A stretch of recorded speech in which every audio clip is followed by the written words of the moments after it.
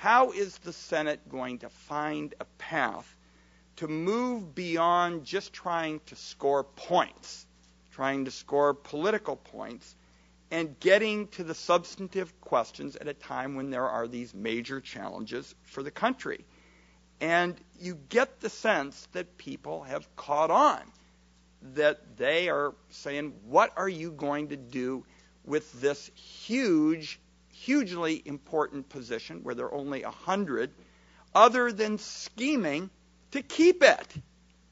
And it seems to me that there is a perfect opportunity for Democrats and Republicans to show that there is a real answer to that will redound to the benefit of both sides from a political standpoint and to the country. And let me give you an example. Judd Gregg and I, he is, in my view, the Senate Republicans' point person on economics, spent about 2 years working side by side to put together the first bipartisan tax reform bill in 25 years. And each of us could have walked away from those discussions probably 15 times in the course of the 2 years. And the theory, perhaps written about by Tom and Norm, is that tax reform, of course, is always totally, completely impossible to do because of the difficulty, the fact that this is essentially the second biggest spending program, tax expenditures in the country after Social Security. It essentially can't be done. And Senator Gregg and I said, well, we have a choice. This can be another one of the classic discussions in the Senate, where you spend about 20 minutes talking about whether or not you can work together, usually then say no, and everybody goes into their corner and starts punching.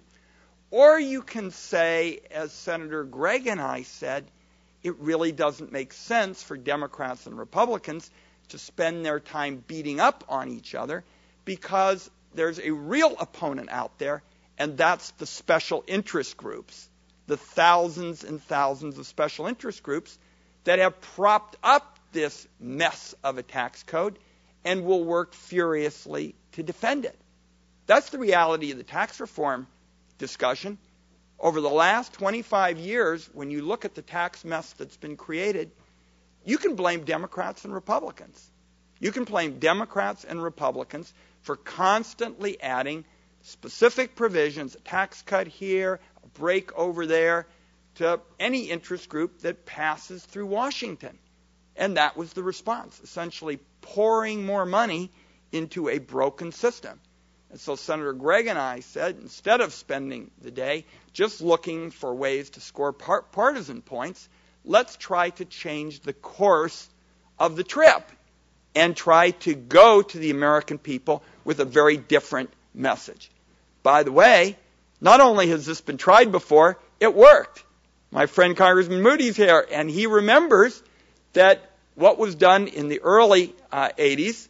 In the early 80s, we had a big group, Democrats and Republicans, led by Ronald Reagan, Bill Bradley, Bob Packwood, Dan Rostenkowski, who said, you know, we can do better.